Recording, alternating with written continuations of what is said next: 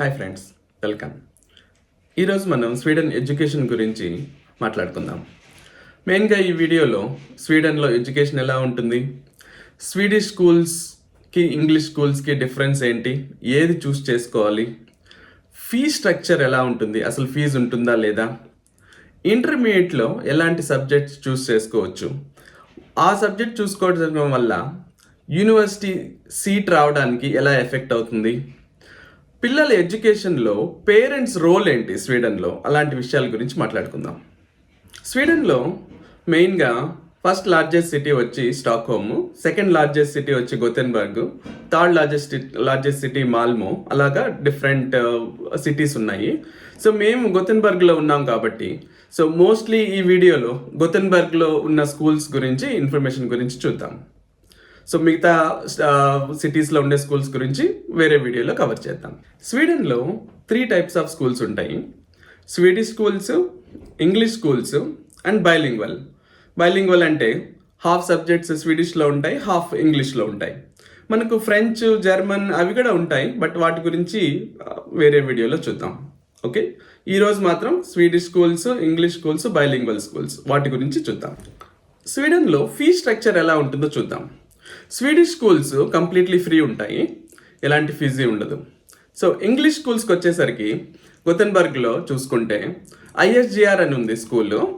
దాంట్లో 4,000 Swedish krona ఉంటుంది monthly fee. Around మనకు ఇండియన్ కరెన్సీలో 32,000 to 35,000 రూపీస్ మంత్లీ ఫీజు ఉంటుంది. బైలింగ్వల్ స్కూల్స్లో ఫీజు ఉండదు. ఇంగ్లీష్ స్కూల్స్లో కూడా ఫస్ట్ గ్రేడ్ నుంచి 9th గ్రేడ్ వరకే ఫీజు ఉంటుంది.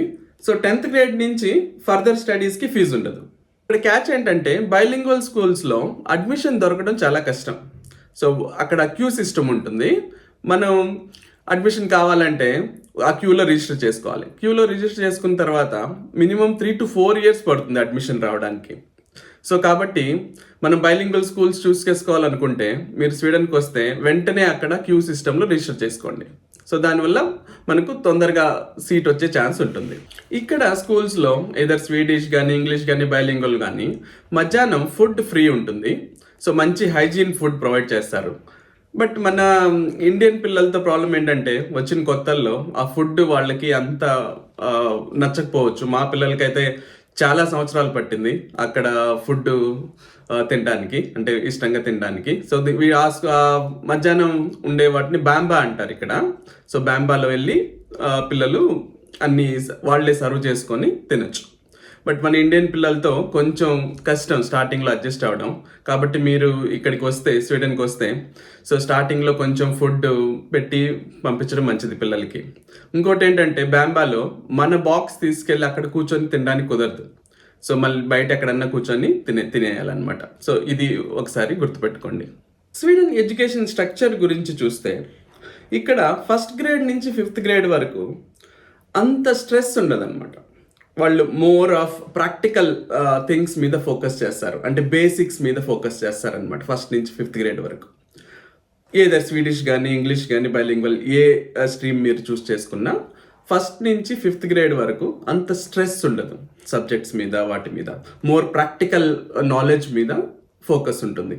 6th గ్రేడ్ నుంచి సడన్గా సిలబస్లో కానీ, ఆ సబ్జెక్ట్స్ డెప్త్లో కానీ సడన్ జంప్ ఉంటుందన్నమాట.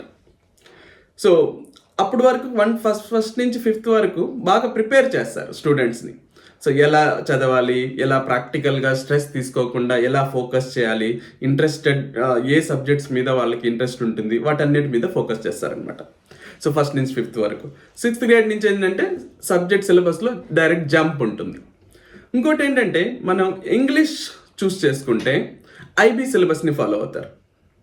ఓకే, అదే స్వీడిష్ స్కూల్స్, బైలింగ్వల్ కానీ చూస్ చేసుకుంటే స్వీడన్ సిలబస్ ఉంటుందన్నమాట. స్వీడిష్ సిలబస్లో మెయిన్ ఇంపార్టెంట్ పాయింట్ ఏంటంటే వాళ్ళు స్టడీస్తో పాటు ఎక్స్ట్రా కరిక్యులర్ యాక్టివిటీస్ ఉంటాయి కదా, డ్యాన్స్, స్విమ్మింగ్, సింగింగ్, కుకింగ్, వాటన్నిటి మీద కూడా ఫోకస్ చేస్తారు. వాటన్నిటికి కూడా మార్క్స్ గ్రేడింగ్ ఉంటుంది. అదే ఐబీ సిలబస్లో మోస్ట్లీ అకాడమిక్ ఫోకస్ ఉంటుంది అనమాట. ఇలాంటి ఎక్స్ట్రా కరిక్యులర్ యాక్టివిటీస్ మీద అంత ఫోకస్ ఉండదు. కాబట్టి స్వీడిష్ స్కూల్స్లో ఎక్కువ మోటివేట్ చేస్తారనమాట వేరే యాక్టివిటీస్ కూడా పర్ఫామ్ చేయడం కోసం. ఇప్పుడు 10th గ్రేడ్ తర్వాత ఎలా ఉంటుంది, 10th గ్రేడ్లో సబ్జెక్ట్ చూసింగ్ ఎలా చేసుకోవాలి అనేది చూద్దాం. ఓకే, సో ఇప్పుడు ఇక్కడ 10th గ్రేడ్లో ఏంటంటే high level and standard level అని 2 కేటగిరీస్ ఉంటాయి. సో హై లెవెల్లో మనం ఒక 3 సబ్జెక్ట్స్ చూస్ చేసుకోవాలి, స్టాండర్డ్ లెవెల్లో ఒక 3 సబ్జెక్ట్స్ చూస్ చేసుకోవాలి. ఫస్ట్ ఇంగ్లీష్ ఐబీ సిలబస్ తీసుకుంటే సో మనకు డిఫరెంట్ సబ్జెక్ట్స్, కంప్యూటర్ సైన్స్ ఉంటుంది, డేటా ఇంజనీరింగ్ ఉంటుంది, సైకాలజీ ఉంటుంది, ఎన్విరాన్మెంటల్ సైన్స్ ఉంటుంది, డేటా ఇంజనీరింగ్ ఉంటుంది, దాంతోపాటు మ్యాథ్స్, ఫిజిక్స్, కెమిస్ట్రీ, బయాలజీ ఇవన్నీ సైన్స్ సబ్జెక్ట్స్ కూడా ఉంటాయి. సో వీటిల్లో ఒక 3 హై లెవెల్ సబ్జెక్ట్స్ తీసుకోవాలి, 3 స్టాండర్డ్ లెవెల్ సబ్జెక్ట్స్ తీసుకోవాలి. సో అదే స్వీడిష్లో కూడా same high level subjects, standard level subjects ఉంటాయి. బట్ ఒకటేంటంటే స్వీడన్లో ఐబీ సిలబస్లో ఉండే ఆప్షన్స్ కన్నా స్వీడిష్ సిలబస్లో చాలా ఎక్కువ ఆప్షన్స్ ఉంటాయి వాళ్ళకి చూస్ చేసుకోవడానికి. సో వాళ్ళు డైరెక్ట్గా గేమ్ ప్రోగ్రామింగ్ చూస్ చేసుకోవచ్చు, లేదా ఇంకా చాలా ఉంటాయి. వాళ్ళు కుకింగ్ సైడ్ వెళ్ళాలనుకుంటే కుకింగ్ సబ్జెక్ట్స్ స్పెషలైజేషన్గా చూస్ చేసుకోవచ్చు, ఇంగ్లీష్ లిటరేచర్ చూస్ చేసుకోవచ్చు, లేదా సోషల్ సైన్సెస్లో సబ్జెక్ట్స్ చూస్ చేసుకోవచ్చు. అన్ని డిఫరెంట్ ఆప్షన్స్, చాలా ఎక్కువ ఆప్షన్స్ స్వీడిష్ కరికులంలో ఉంటాయి, బట్ ఇంగ్లీష్ కరికులంలో కొంచెం తక్కువ ఉంటాయి అన్నమాట. ఇంకోటి ఏంటంటే ఇంట్రెస్టింగ్ పాయింట్, ఇక్కడ ఐబీ సిలబస్లో 2 years వన్స్ ఎగ్జామ్ ఉంటుంది. అంటే మనకు ఇంటర్మీడియట్ అంటాం కదా, దాన్ని ఇక్కడ స్వీడన్లో జిమ్నేజియం అంటారు. సో జిమ్నేజియం ఇంటర్మీడియట్ మనకి 2 years కదా, సో ఇక్కడ జిమ్నేజియం 3 years అంటారు. బట్ ఐబీ సిలబస్ వాళ్ళకి 2 years జిమ్నేజియం ఉంటుంది. సో 1 year వచ్చి ప్రీ ఐబీ అంటారు. అదే స్వీడిష్ వాళ్ళకైతే 3 years జిమ్నేజియం అనమాట. ఓకే, సో ఎగ్జామ్స్ మాత్రం 2 years ఎండ్లో ఉంటుంది. మనకి ఇంటర్మీడియట్ లాగా ఫస్ట్ ఇయర్లో సెకండ్ ఇయర్లో ఉన్నట్టు ఉండదు. సో 2 years ఎండ్లో, సో ఫస్ట్ ఇయర్ నుంచి సెకండ్ ఇయర్ మొత్తం అన్ని సబ్జెక్ట్స్ కలిపి సెకండ్ ఇయర్ ఎండ్లో ఎగ్జామ్స్ ఉంటాయి. అది ఒక ట్రికీ పాయింట్ అనమాట. ఇంకొక సర్ప్రైజింగ్ ఫ్యాక్టర్ ఏంటంటే, మనం ఇంటర్మీడియట్లో గ్రేడింగ్స్ వస్తాయి కదా, మార్క్స్ వస్తాయి కదా, యూనివర్సిటీ సీట్కి అప్లై చేసేటప్పుడు ఇక్కడ రిటర్న్ టెస్ట్ లాంటిది ఏమి ఉండదు. మనకు వచ్చిన గ్రేడింగ్ సిస్టమ్ మార్క్స్ మీదే వాళ్ళు ఇస్తారనమాట యూనివర్సిటీ సీట్. ఒకటి ఇంట్రెస్టింగ్ పాయింట్ ఏంటంటే, ఇంగ్లీష్ చదివిన వాళ్ళకి యూనివర్సిటీ సీట్ ఇవ్వడానికి చూసేటప్పుడు ఆ గ్రేడింగ్ సిస్టంలో డిడక్ట్ చేస్తారు పర్సంటేజ్.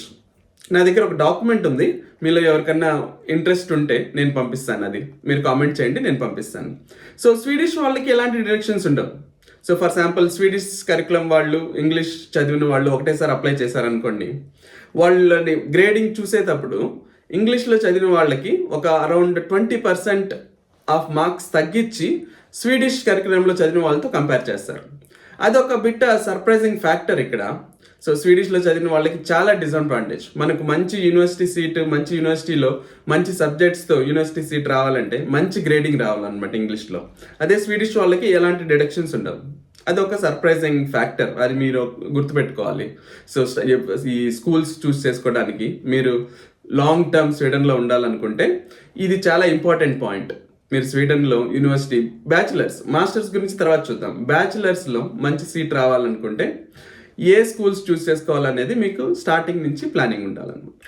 ఇంకొక ఇంపార్టెంట్ పాయింట్ ఏంటంటే, బ్యాచిలర్స్లో ఇంగ్లీష్లో చదివిన వాళ్ళకి చాలా తక్కువ ఆప్షన్స్ ఉంటాయి బ్యాచిలర్స్లో చేయడానికి స్వీడన్లో. అదే స్వీడిష్ వాళ్ళకి చాలా ఎక్కువ ఆప్షన్ ఉంటాయి. ఎగ్జాంపుల్ తీసుకుంటే అరౌండ్ 2000 కోర్సెస్ ఉన్నాయి స్వీడిష్లో బ్యాచిలర్స్లో చూస్ చేసుకోవడానికి.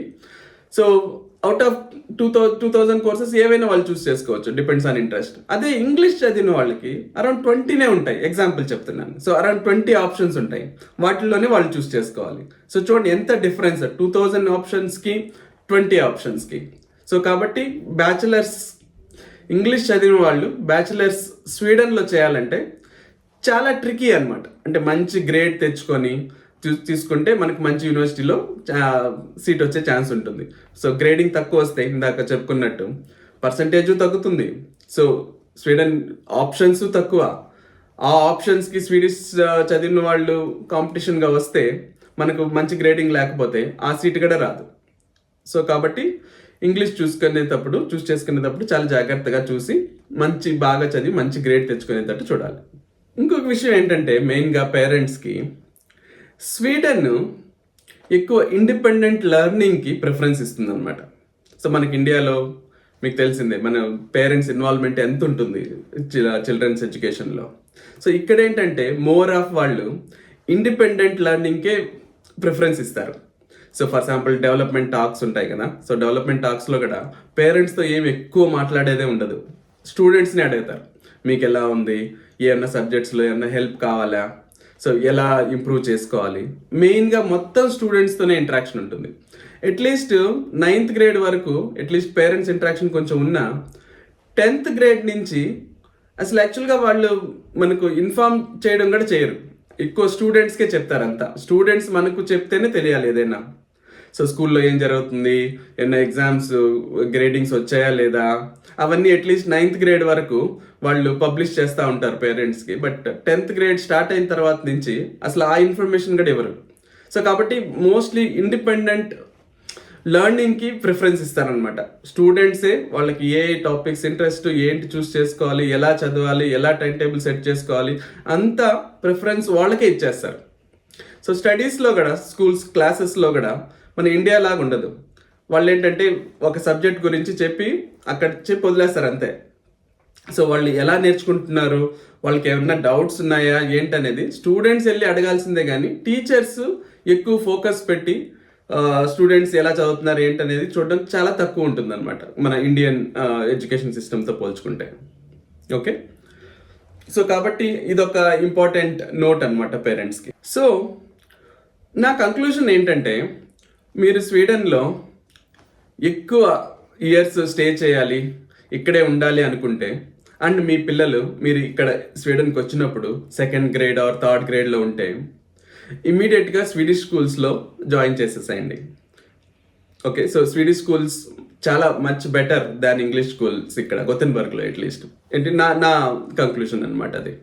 సో మీరు స్వీడన్కి వస్తానే స్వీడిష్ స్కూల్స్లో జాయిన్ చేయండి, అండ్ బైలింగ్వల్ స్కూల్స్లో ఇమ్మీడియట్గా క్యూలో రిజిస్టర్ చేసుకోండి. మీకు బైలింగ్వల్ స్కూల్ సీట్ వస్తానే బైలింగ్వల్ స్కూల్లో జాయిన్ చేయొచ్చు, ఎందుకంటే అక్కడ కొంచెం ఇంగ్లీష్లో కూడా సబ్జెక్ట్స్ ఉంటాయి కాబట్టి మనకు మోస్ట్లీ హెల్ప్ అవుతుంది అనమాట.